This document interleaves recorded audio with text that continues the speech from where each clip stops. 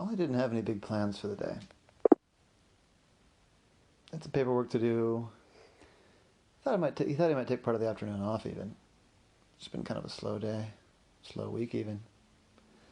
But then right about 9:30 in the morning, Ollie's phone rang. The woman on the other side of the phone was hard to understand. It wasn't that she had an accent or wasn't speaking clearly, but she just wasn't explaining her situation very well at all. Something about a break-in at her house, but there's also a rental house. And I was having a lot of trouble following what she was saying. And then midway through the call, Ollie's phone rang again. She said, all right, I'm going to put her on hold, give her a second to collect her thoughts while I take this other call. The other call, though, was just as bad. It was a guy this time, but he was just taking a long time to get to the point. And I kept on trying to ask him what was actually wrong. And he just kept on describing and describing and describing and describing. He talked about his house and who he was and how long he'd lived in the house. And he just was not getting around to what actual, crime or mystery is going on. He just was rambling and rambling. It seemed like it took forever. So all I said to say, hold on a second, I'll be right back with you. And he went back on the other call. And now she was mad from being kept on hold for so long. And she still wasn't making any sense, and she wasn't answering any of Paul's questions. And eventually she just said, ma'am, I'm sorry, I don't think I can help you. And he hung up, went back to the dude. And now the dude was annoyed from being on hold. But he didn't stay annoyed very long, because he started rambling, going right back into his long, rambling thing. And I could not get him to answer much of a straight question either. And then, after he'd been on the phone with, it felt like 45 minutes with this guy, his phone rang again. It was somebody else. And this person was unclear.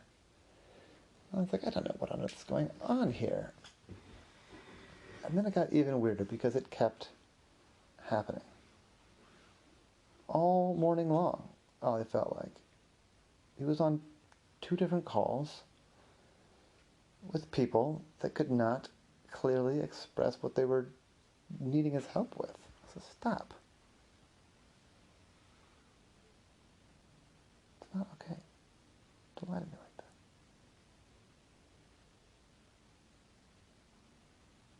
Said, stop.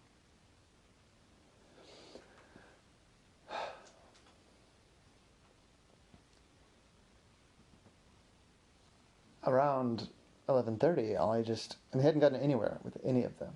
One person gave him a number he could call back. He was trying to take notes, but none of these people were making any sense. I just had to take a break.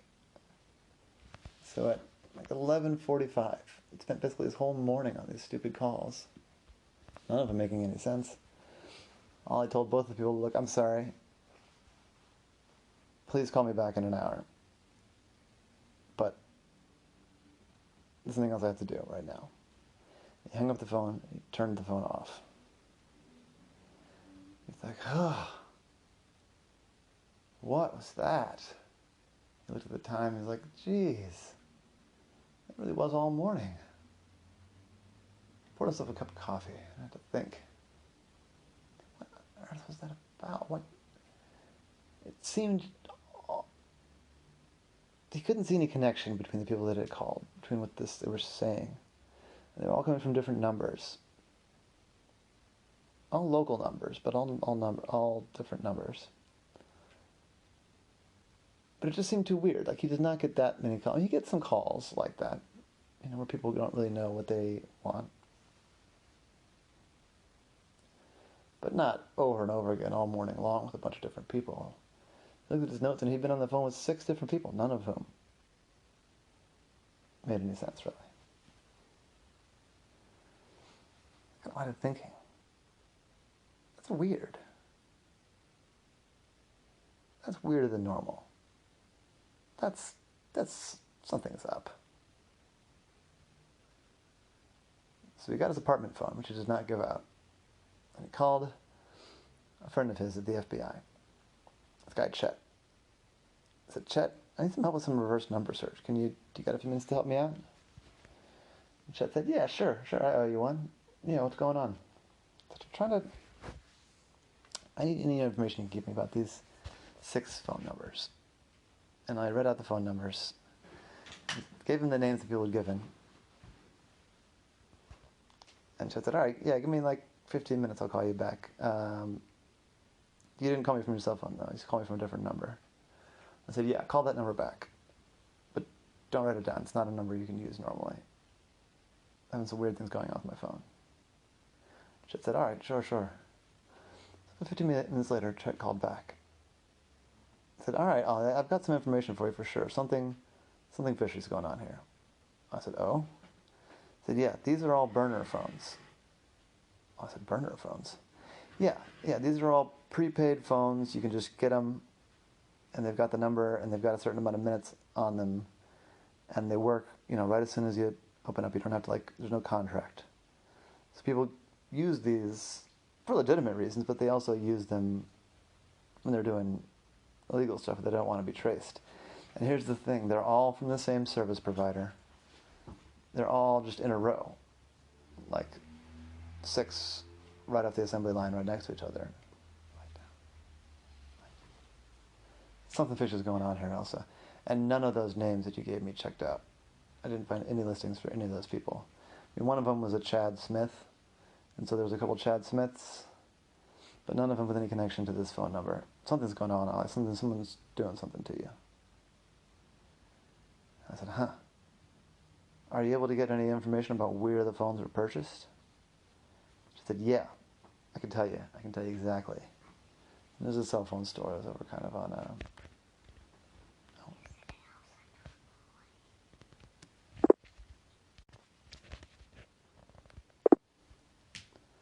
Yeah, they're all from this one mobile store. Here's the address, and it was up kind of in Timonium, roughly. Just a random cell phone store. I said, okay. Anything else you can tell me? Give me maybe I'll call you back in a little bit. And see if you have any more information, if anything else occurs to you. And Chet said, okay, yeah, I got to get back to my, regular caseload stuff, so I'm not going to have a whole lot more time to look at this, but I'll take another quick look and see if I notice anything. Good luck. Let me know if anything, big crops up that, you need official intervention for. I said, sure, we'll do. So he headed up to this store. And yeah, it was just a random cell phone store. There's her dime a dozen. And he went and said, hi, I'm Ollie the Octopus. I'm a private investigator. I'm investigating somebody that seems to be doing some kind of prank against me.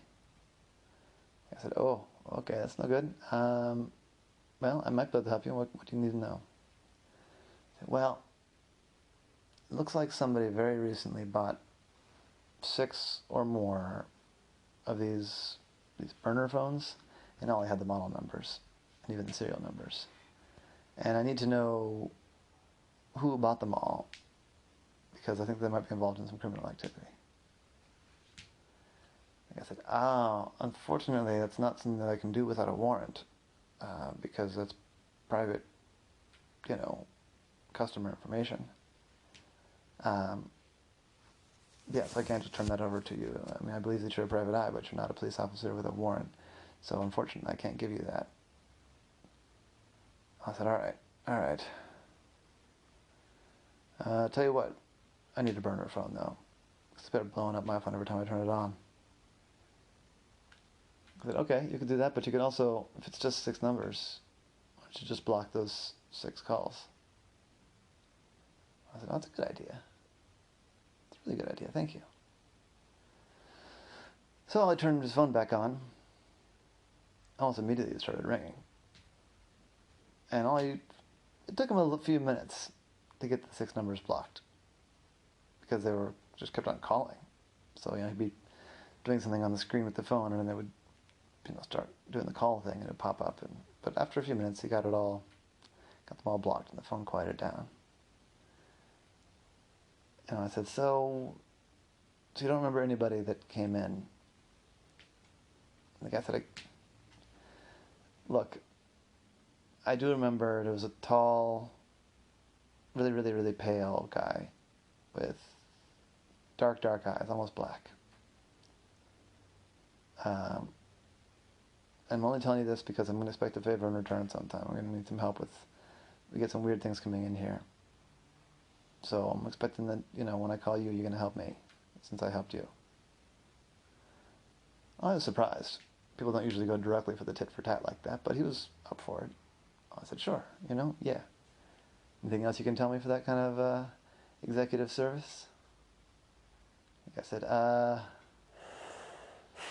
no, only that it wasn't somebody that I recognized.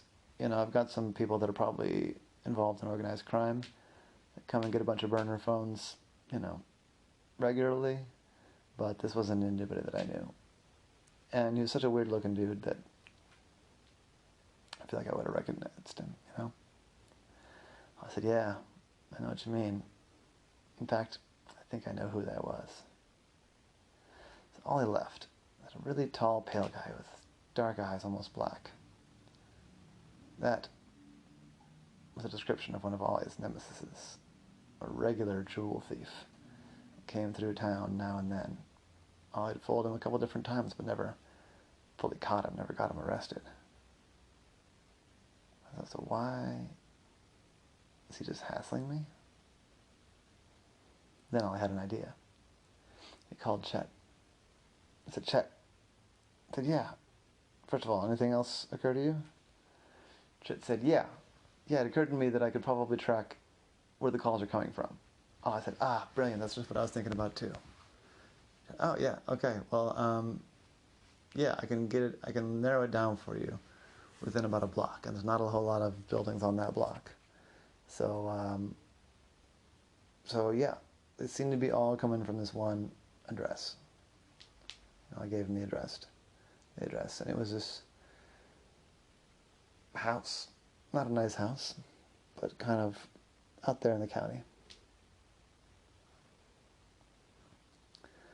Ollie made his way over there. It was just a regular house. Kind of small, but on a big lot. There was a for rent sign in the front window. Oh, I thought that was strange. He looked inside. There he saw 6 people sitting around a conference table, having some kind of meeting. They all had phones, and every now and then one of them would pick the phone up and make a call. So that at any given time, one of them was basically always on the phone. I said, these have got to be my people. But he didn't see the tall, pale guy with the dark eyes. Well, I tried the front door, and it was unlocked. They were way on the other side of the house, so I just let himself right in, very quietly. He snuck over to the room where they were sitting on the table, and he listened.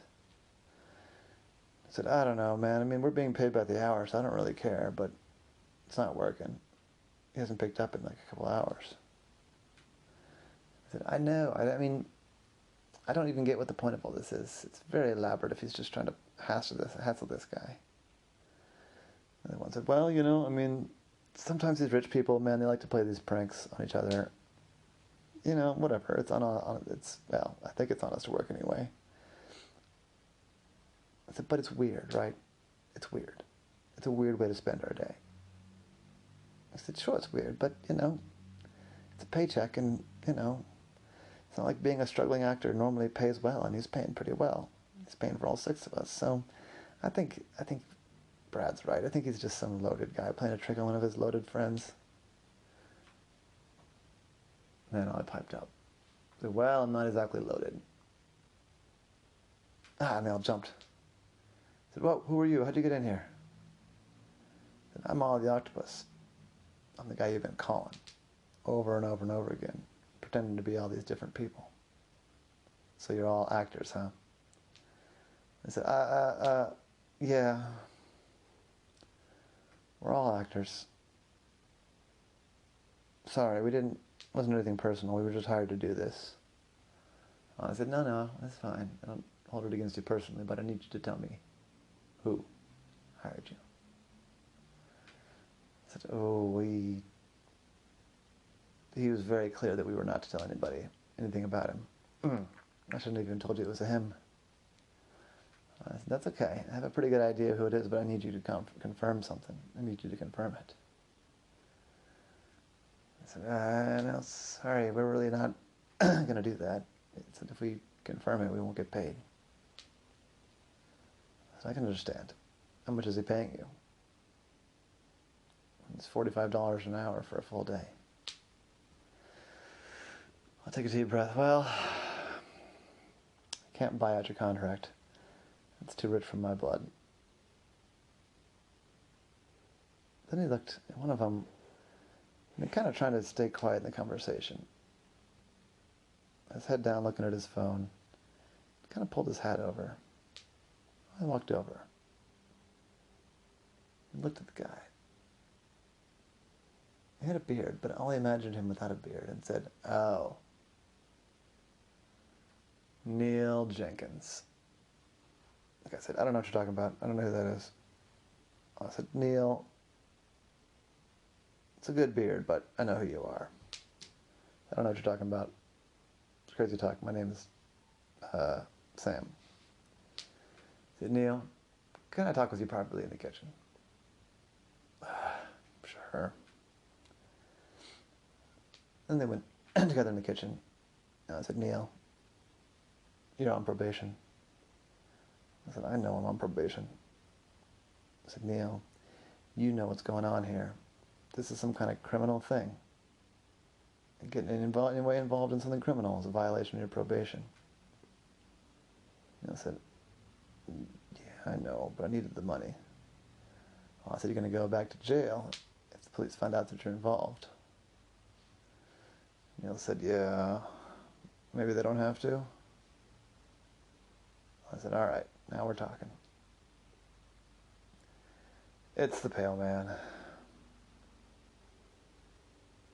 I said, all right, what's he here doing? There's a big shipment coming through the jewelry exchange downtown. He hired all of us to keep you busy, keep you distracted. He even knew that you'd find us here. That you'd track us down. He was just trying to slow you down.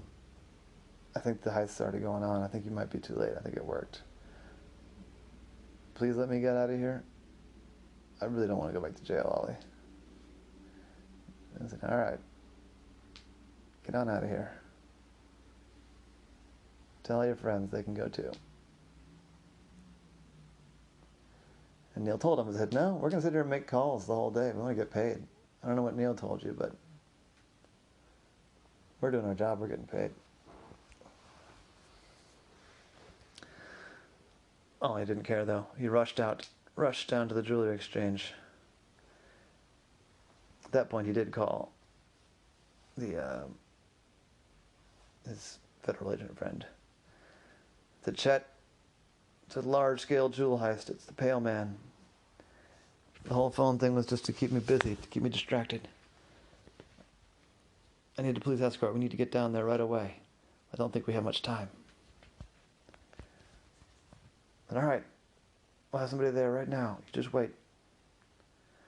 Indeed, maybe 4 minutes later, a police car came screaming around the corner. It stopped in front. The door came open. You all the octopus, I assume? I said, yeah. All right, get in. It sped off. It was actually a sheriff car. They sped to the jewelry exchange, which is downtown. Right as they sped up, they saw 2 cars leaving. So I think we should follow them.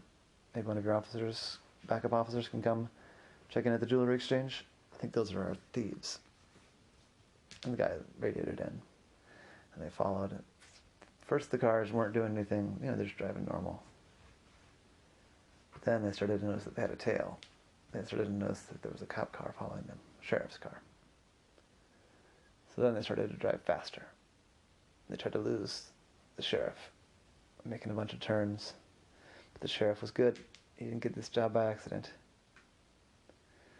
They got to 83 and they started tearing up the highway. They hit the gas. And so the sheriff put the sirens on. Called for backup. Well, pretty soon, the two cars were pulled over. There were 2 sheriff cars and 3 Baltimore City police cars and the whole 9 yards. Had them all surrounded. And the pale man was out of the car on the ground. The police came and they opened up the trunk and it was full of stolen jewels. When things were all settled down, Ollie came out of the cop car and walked up to where the pale man was there getting handcuffed. He was handcuffed and sitting on the ground. I said, well, it's a good play. Unfortunately for you, I was just a little too fast. Pale man said, yeah, you pulled a fast one on me, Ollie. I think you got me this time. I said, yeah, I don't see how you're getting out of this one. Pittman said, well, you can't win all of them.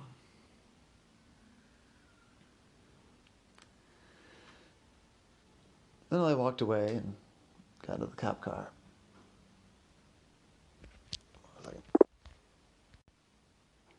Yeah. And that was the case of Ollie and the annoying phone calls.